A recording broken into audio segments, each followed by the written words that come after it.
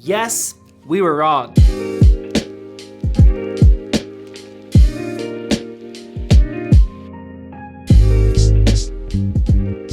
At the launch of the Note 10 phones, like many tech fans and reviewers, we were more than a bit disappointed. Not that much seemingly changed from the S10 and the S10 Plus, and with the price tag of $1,100 and no headphone jack, all of that is a hard pill to swallow compared to the amazing deals that could be found on the S10s. Well, I got my Note 10 Plus and our initial impressions started fading away, and certain aspects of the Note that can't be shown through a keynote started making themselves apparent, along with a few downsides which I'll talk about in just a bit. I'm gonna keep this review simple and to the point because I think choosing to buy a Note 10 will be a very simple choice for the two user groups that this phone makes total sense for. The first group is for those who want the best phone and aren't value driven. In a day and age where there are a ton of amazing bang for the buck phones at various price ranges, the Note 10 Plus takes a different approach, and that's luxury. If there's ever been a phone to compete with the iPhone XS in fit, finish, and luxury feel, it's the Note 10. Samsung got rid of the extra logos and text on the back casing and brought in some impressive color options. The vertical camera arrangement looks and functions much better since you can avoid fingerprints while holding it horizontally, and the one-sided button arrangement with the ultra-thin contoured frame and hidden earpiece speaker looks and feels top-notch. I love how the curved display is more minimal now, which in my experience reduced accidental touches and distracting reflections that plagues the OnePlus 7. I personally love how boxy this phone is, with smaller curves on the screen corners and the flat top and bottom. Even though I was quite bummed that the display wasn't 90Hz like the Samsung made screen and the OnePlus 7 Pro, but if that 90Hz would have meant that this display wouldn't be as bright and the HDR video wouldn't be as good as what this phone offers, I definitely would rather have the compromise of this 60Hz screen. It is gorgeous, especially if you're watching 1440p HDR videos. The speakers are top-notch as well, besting the competition but being slightly worse than the S10, likely due to that hidden earpiece speaker. In the US, performance is similar to the S10, but in other countries, Samsung's updated Exynos 9825 provides slightly better performance and improved battery life. To power those CPUs, we have a massive 4300 mAh battery, which gets about an extra 1.5 hours of screen on time compared to my iPhone XS Max. And if you need to juice up, the Note 10 is very impressive. Wireless charging is now 15 watts, but what's more impressive is the 25 watt included charger that can go from empty to 100% of the huge battery in just over 1 hour.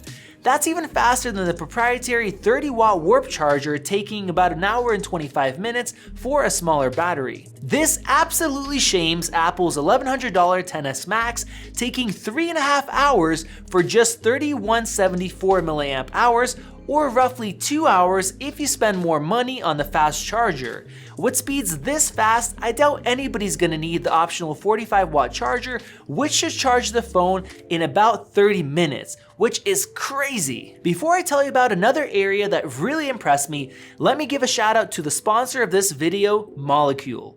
I've been using this amazing piece of tech for a few months now, and unlike numerous other filters, it actually made a big difference with my allergies.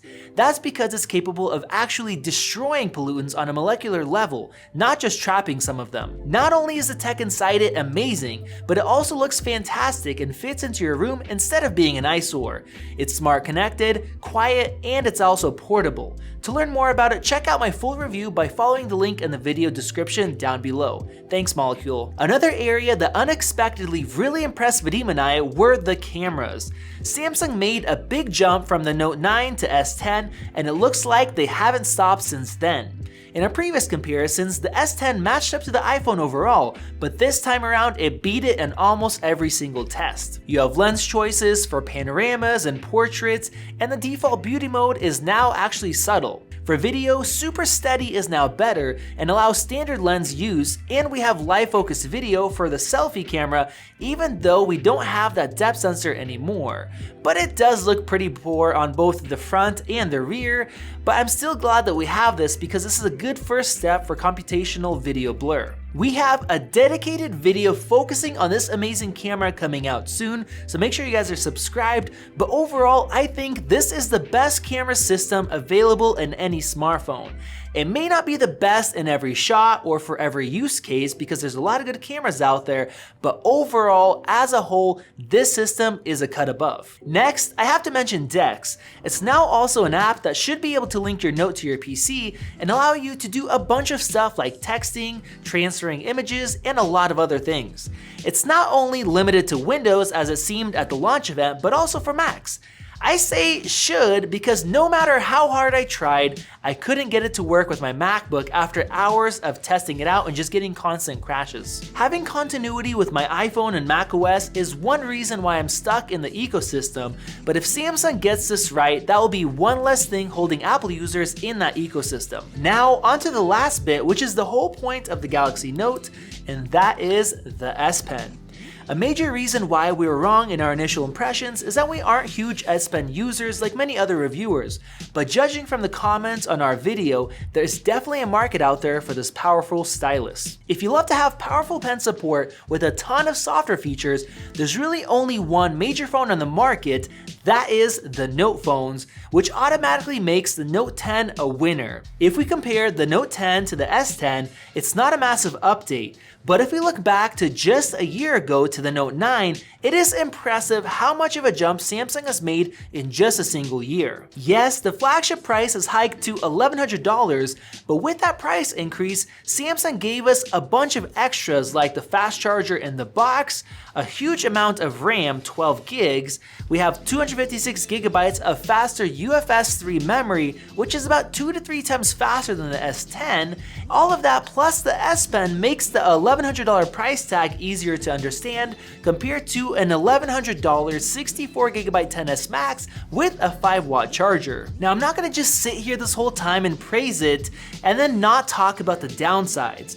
First off, the ultrasonic fingerprint sensor is inconsistent, unlike the OnePlus 7 Pros. It's usable, but it's not where I would like to see it, and I was really hoping that it would get better from the S10, and it's still just not there. Sometimes it works perfectly, sometimes it's a bit slow, and sometimes it takes multiple attempts. Now along with that, One UI is still behind Oxygen OS or pure Android in terms of speed and fluidity.